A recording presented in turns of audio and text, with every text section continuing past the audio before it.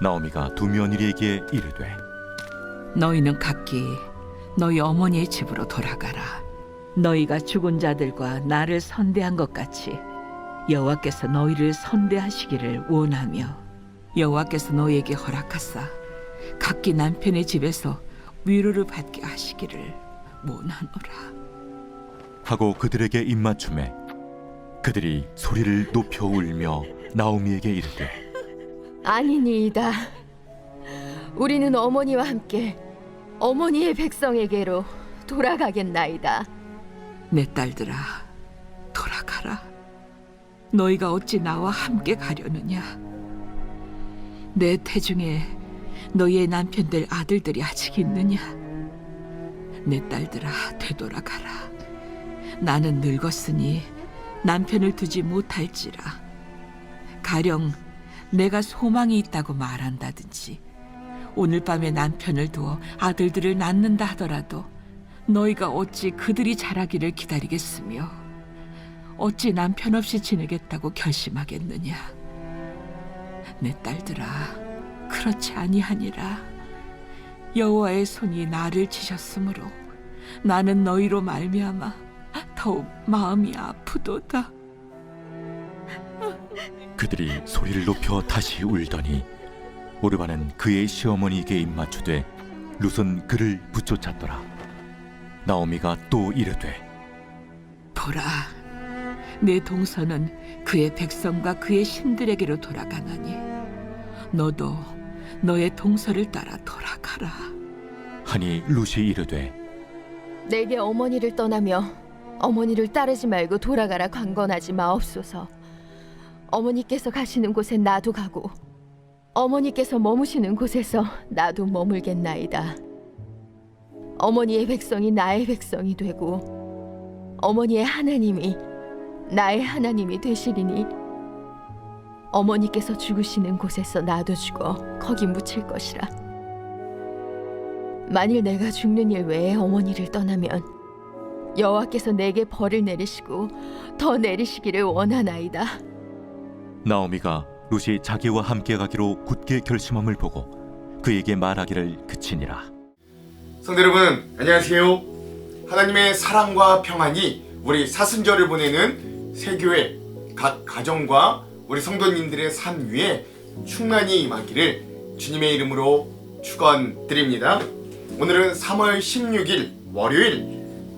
벌써 여러분 40일 중에 중반이 훨씬 넘어가게 되었는데요. 시작이 반이라는 말이 있고 우리는 벌써 반을 왔으니 거의 다 한 셈이나 마찬가지입니다. 남은 시간들은 우리가 덤으로 알고 끝까지 유정의 미를 걷는 그런 시간들이 되기도 원합니다. 4월 16일 월요일, 오늘 말씀의 주제는 헌신을 주님께 드림이라는 주제를 가지고 함께 좀 나눠보려고 하고요. 오늘 본문의 말씀은 룻기 1장 8절에서 18절의 말씀, 룻과 나오미의 이야기를 통해 함께 묵상을 나눠보려고 합니다. 오늘 우리가 볼 이 룻기에는요 3명의 여인이 등장합니다. 기쁨 또는 아름다움이라는 뜻을 가진 시어머니 나오미가 등장하고요. 그 시어머니 아래에 두 며느리 오르바, 돌아가는 자라고 하는 뜻의 오르바와 친구 또는 이웃이라고 하는 이름의 뜻을 가진 룻이 등장합니다. 여기 이 여인들은 안타깝게도 시어머니를 포함한 두 며느리 모두 다 자신들의 사랑하는 남편들을 다 잃게 됩니다. 먼저 시어머니인 나오미의 남편 엘리멜렉이 죽습니다. 엘리멜렉은 하나님은 나의 왕이라고 이름의 뜻을 가진 그런 사람이었고, 그래서 아마도 그는 믿음이 신실했던 사람이 아닌가 예측되기도 해요. 그러나 어떤 이유에서든지 그는 모압 땅에서 먼저 죽었습니다. 그 이후에 그의 남은 두 아들 말론과 기럨도 차례차례로 죽는데, 그 아들들의 이름 자체가 말론은 병악하다는 뜻이고 기럨은 쇠약하다라고 하는 뜻이기도 합니다. 그리고 이들도 결국 그 모압 땅에서 10년 정도를 살다가 아내들을 남겨두고 먼저 세상을 떠나게 되었죠. 결국 이 3명의 여인은 사랑하는 남편을 잃어버린 극심한 상실을 경험하게 됩니다. 그래서 이들의 인생은 이제 기쁨을 상실하고 평안을 상실한 낙담과 좌절만이 남은 시간들이었지요. 그런데 이 모압이라고 하는 먼 타지에서 사랑하는 남편과 두 아들을 잃은 나오미와 이 두 며느리 롯과 오르바에게 하나의 소식이 들려옵니다. 그건 자신들이 떠나왔던 땅 베들레헴에서 다시금 곡식이 자라 먹을 것이 있다라고 하는 소식이었습니다. 그렇게 마음이 가난해질 대로 가난한 이 나오미에게는 그 소식이 마치 하나님께서 다시금 자기의 백성을 돌보아 주셔서 먹을 것을 허락해 주신 일들로 받아들이게 되었고, 드디어 그들은 그 이방 땅, 모압 땅, 남편과 아들을 모두 잃었던 그 절망의 자리에서 일어나 다시금 하나님께로 향하는 길을 시작했던 것. 이렇게 오늘 우리가 은혜를 나눌 이 배경이 바로 나오미와 두 며느리 오르바와 룻이 모압 땅에서 일어나 다시금 베들레헴을 향해 가는 길 중에 일어난 일이다 라고 할 수 있는 거죠. 나오미와 두 며느리 오르바와 룻이 함께 그 길을 떠나 모압 땅을 벗어나 베들레헴으로 향해 가려고 합니다. 그런데 그때 나오미가 엄중한 말을 이렇게 하죠. 내 딸들아, 너희는 이제 각자의 자리로 돌아가거라. 너희는 아직 젊고 앞날이 창창하잖니 라고 말하는 거예요. 이 나오미, 이 시어머니의 말에는 진심 어린 사랑과 배려가 담겨 있었습니다. 자신의 앞날도 불확실한 상황에서 이 앞날이 창창한 젊은 며느리들까지 고생시키고 싶지 않았던 그 마음이 절절히 느껴지는 거죠. 이에 오르바는 눈물을 흘리며 결국 그 자기의 시어머니인 나오미를 떠나 작별을 하게 됩니다. 성경에 보면 그의 신을 떠나 갔다, 그의 신을 따라갔다, 그가 섬기던 신을 따라갔다 라고 나오기도 해요. 이제 룻이 남았습니다. 이 룻은 인생에서 가장 가혹한 선택의 순간을 맞이하기도 하는 거죠. 근데 놀랍게도 오늘 말씀 중에 16절과 17절에 그러한 이 시어머니의 제안을 받은 룻의 입에서 놀라운 고백이 펼쳐지는데요. 다같이 오늘 본문의 16절과 17절의 말씀을 다같이 한번 읽어보도록 하겠습니다. 시작. 룻이 이르되 내게 어머니를 떠나며 어머니를 따르지 말고 돌아가라 강건하지 마옵소서. 어머니께서 가시는 곳에 나도 가고 어머니께서 머무시는 곳에서 나도 머물겠나이다. 어머니의 백성이 나의 백성이 되고 어머니의 하나님이 나의 하나님이 되시리니 어머니께서 죽으시는 곳에서 나도 죽어 거기 묻힐 것이라. 만일 내가 죽는 일 외에 어머니를 떠나면 여호와께서 내게 벌을 내리시고 더 내리시기를 원하나이다 하는지라. 아멘. 그렇죠?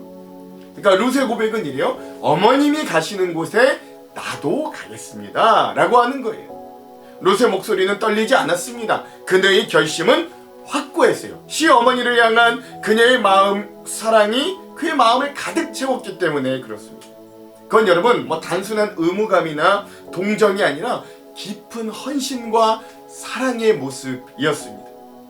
룻의 이 고백의 말이 지닌 대가가요, 여러분 단순히 어떤 내가 감정적으로 당신 외로울까봐 동행해 주겠습니다 이 정도가 아니었습니다.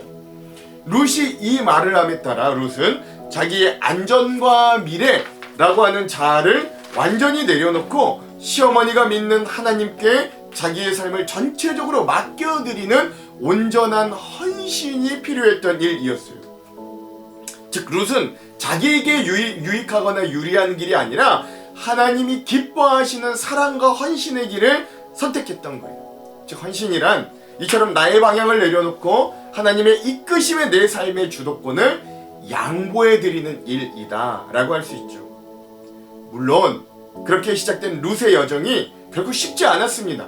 룻은 이방 모압 출신의 여인으로 낯선 이스라엘 땅에서 이방인을 경계하는 그 낯선 시선들을 견디며 때론 주변에서 수근수근 저 여자들 남편 잡아먹은 여인들이래 라고 하는 그 수군거림도 견디며 시어머니를 또한 봉양하기 위해 밭에서는 이삭을 줍는 노동을 매일매일 견뎌내야만 했습니다. 하지만 룻은 그 룻의 헌신엔 어떠한 불평도 원망도 전해지지 않는 거예요. 그렇게 그녀는 참된 헌신의 모습을 우리들에게 본으로 보여주었습니다. 이제 시선을 우리에게로 가져와 볼까요? 오늘 우리도 매일매일 수많은 선택의 기록 가운데 살아갑니다. 그때마다 우리를 움직이는 기준이 뭡니까? 아마도 많은 사람들, 일반적인 경우는 그 선택이 나에게 이익이 되는가, 손해가 되는가를 먼저 따져볼 겁니다. 그럼에도 우리가 헌신을 드린다라는 것을 선택한다는 건 모든 것을 잃겠다라고 하는 일사각오는 아니라는 거예요. 오히려 하나님 안에서 새로운 생명의 역사를 시작해보겠다라고 하는 가장 강력한 의지의 표현, 믿음의 표현이 바로 헌신으로 나타납니다. 몇 년 전 한국 사회 전체에 큰 감동을 주었던 다큐멘터리 하나가 있는데요. 다큐멘터리 영화입니다. 바로 그 제목이 울지마 톤즈라고 하는 제목의 다큐멘터리였습니다. 이 다큐멘터리 영화의 실제 주인공은요, 바로 이태석 신부님이라고 합니다. 이 이태석 신부는 부산에서 태어나 매우 어려운 상황 속에서 성장했다 그래요. 하지만 열심히 공부해서 외과 대학을 졸업하고 의사가 되었습니다. 많은 사람들이 그 이태석 청년이 의사가 되었을 때 기대했다 그래요. 앞으로 훌륭한 의사가 되겠구나 라고 말이죠. 그러나 그는 어느 날 전혀 다른 선택을 하는 거예요. 그는 안정된 의사의 길을 내려놓고 가톨릭 신부, 사제가 되기로 결단합니다. 그리고 2001년 사제 서품을 받은 뒤에 아프리카 선교지로 떠나게 되는데요. 그가 떠난 선교지가 바로 아프리카 남수단의 작은 마을, 바로 톤즈라고 하는 곳이었습니다. 이곳은 내전으로 폐허가 된 지역에 병원도 거의 없는 곳, 말레리아와 콜레라가 퍼진 지역, 그곳에 의사가 거의 없었다 그래요. 그래서 이태석 신부는 의사이자 신부로 그곳에 살기 시작했던 겁니다.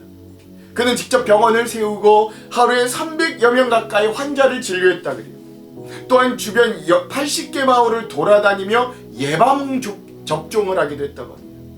이태석 신부는 단순히 환자를 치료하는 데 그치지 않았고, 그는 아이들을 위해 학교를 세우고 기숙사를 만들고 또한 음악을 가르쳐 주었다 그래요. 그리고 아이들에게 희망을 주기 위해 브라스 밴드를 만들기도 했다고 합니다. 전쟁과 가난 속에서 자라던 아이들이 처음으로 악기를 만지고 음악을 배우기 시작하면서 톤지에도 희망이 생기기 시작했습니다. 사람들은 그를 의사 선생님 또는 아버지라고 불렀다 그래요. 근데 그러던 어느 날 이태석 신부님에게 큰 병이 발견됩니다. 그게 바로 대장암 말기였습니다. 2008년 그는 치료를 위해 한국으로 돌아와야만 했습니다. 그러나 그의 마음은 늘 톤지에 있었어요. 그가 병상에 있을 때도 항상 나는 다시 톤지로 가고 싶습니다 라고 말했다 그럽니다. 하지만 안타깝게도 그렇게 한국에 들어와서 말기암 치료를 받던 이태석 신부님은 결국 톤지로 돌아가지 못하고 2년 만인 2010년 48세의 나이로 결국 하나님의 부르심을 받게 됩니다. 그러나 그의 헌신이 그렇다고 거기서 끝난 건 아닙니다. 고 이태석 신부가 세운 학교에서 자란 아이들 중에 그의 영향을 받아 의사가 된 제자들이 있었고, 또한 그의 삶은 남수단 교과서에도 실리게 될 정도였다는 거죠. 한 사람이 보여준 헌신이 한 마을을 바꾸고, 아니 한 나라의 아이들에게 굉장한 희망의 상징이 되었다라는 걸 알 수 있는 것입니다. 여러분, 이처럼 이 헌신이라는 건 보통 사람들이 행하는 특별한 일이 됩니다. 사랑이 깊어질 때 자연스럽게 나타나는 선택이기도 한 거죠. 룻이 나오미를 따라갔던 것처럼 이태석 신부도 편안한 삶을 선택하지 않았습니다. 그리고 하나님은 그 헌신을 통해 수많은 생명을 살리는 역사를 이루어내시고 열매를 맺으신 거죠. 오늘 말씀의 주인공인 룻의 인생은 그래서 결국 어떻게 됐을까요? 하나님은 그녀의 헌신적인 사랑을 귀하게 보아주셨습니다. 그래서 보아스라고 하는 좋은 사람을 만나게 해주셨고, 그와 결혼하게 하셔서 다윗의 조상이 되는 엄청난 축복을 누리게 하여 주십니다. 이 이방 모압 여인의 헌신이 구원의 역사의 중요한 부분이 되었던 거예요. 이 당시가 사사시대였기 때문에 이스라엘 백성들은 자기들이 선민임에도 불구하고 하나님이 구원해 주시면 또 타락하고 구원해 주시면 또 타락하고 이러한 일들을 반복하고 있을 때 하나님은 한쪽에서 모압 이방 여인인 룻을 사용하여 다윗을 준비하고 계셨다라는 거죠.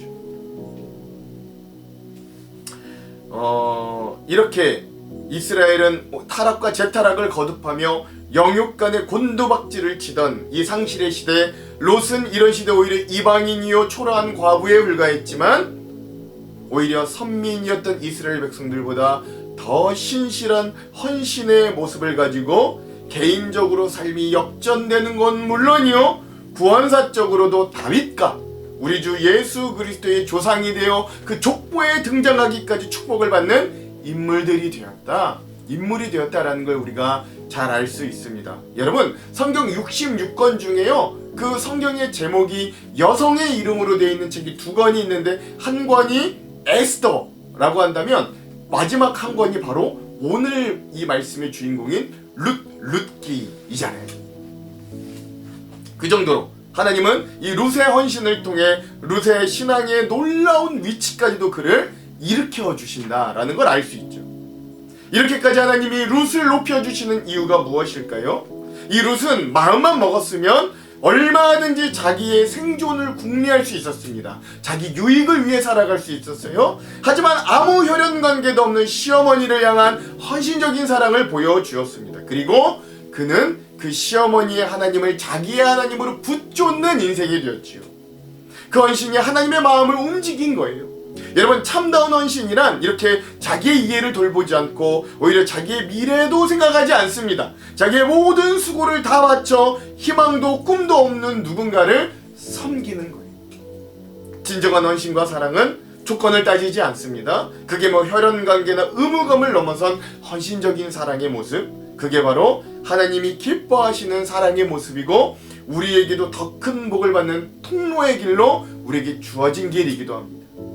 그리고 하나님은 자신의 아들을 우리에게 주시기까지 헌신으로, 예수님은 그 아버지의 마음을 알아 그 명령에 순종하며 자기의 목숨을 주시는 헌신으로, 성령님은 그 이후에 우리와 함께 동행하시며 우리를 도우시고 말할 수 없는 탄식으로 우리를 위해 중보하시는 헌신으로 우리를 여전히 먼저 돕고 계십니다.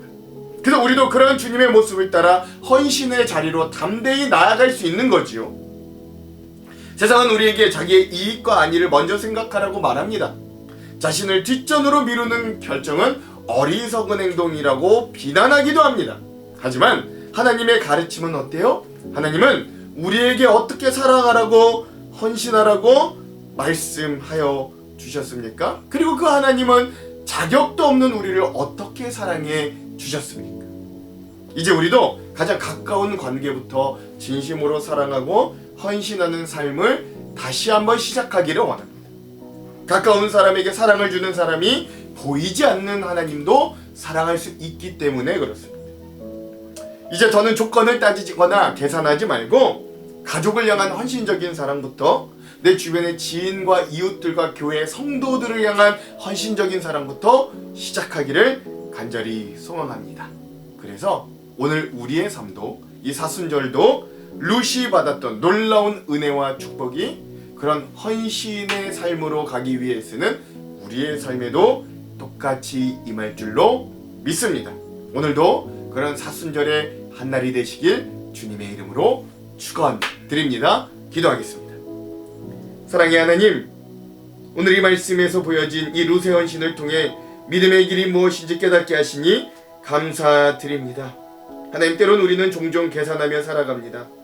손해보지 않는 길을 찾고 편한 길을 선택하려 하기도 합니다. 그러나 오늘 룻처럼 우리의 삶을 주님께 드리게 하여 주시옵소서. 우리의 작은 헌신 위에 하나님의 놀라운 은혜의 역사가 이어지도록 오늘 우리를 사용하여 주시옵소서. 그렇게 하실 것을 믿고 의지하며 예수님 이름으로 기도드립니다. 아멘. 오늘은 이 영상 이후에 동방현주님의 사명 찬양을 듣고 영상을 마무리하도록 하겠습니다. 그럼 사랑하는 성도 여러분, 오늘 하루도 그 사랑에 응답하며 헌신과 자기 부인으로 용기 있게 뛰어드는 하루 되시기를 주님의 이름으로 축원드립니다. 사랑하고 축복합니다.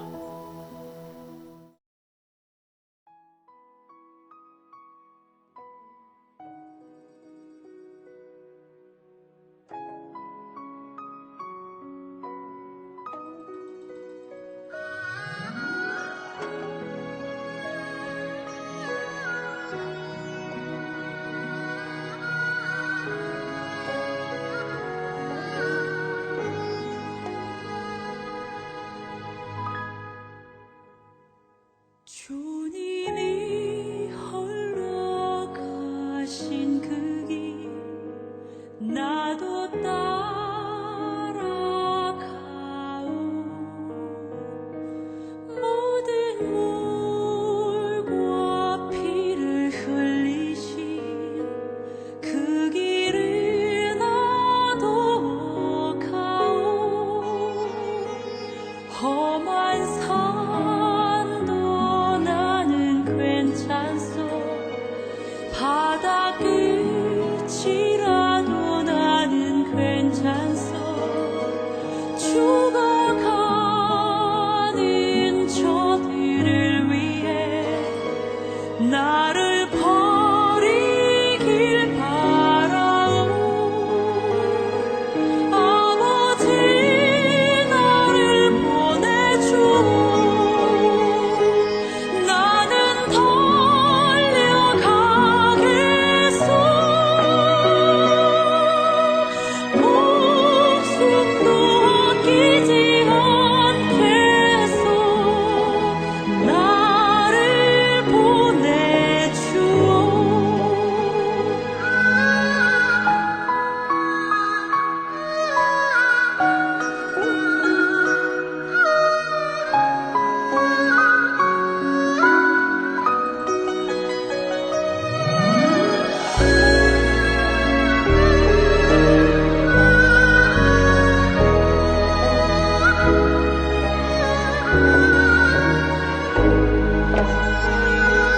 험한 산도 나는 괜찮소.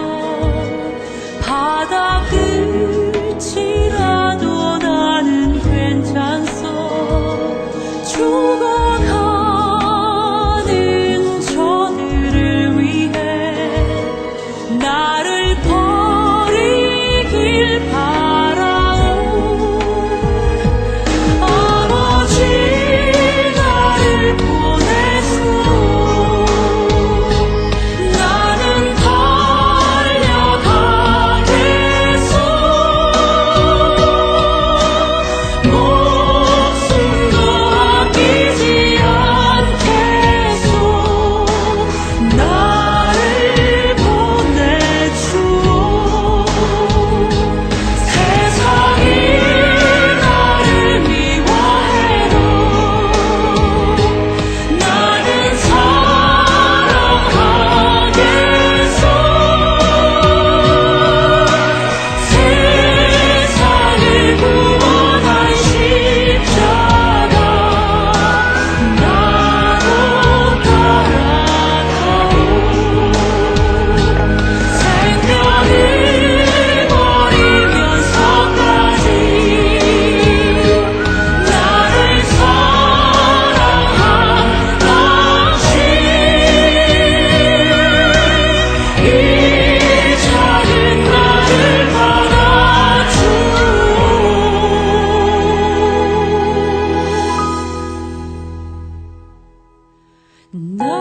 나도 사랑하오.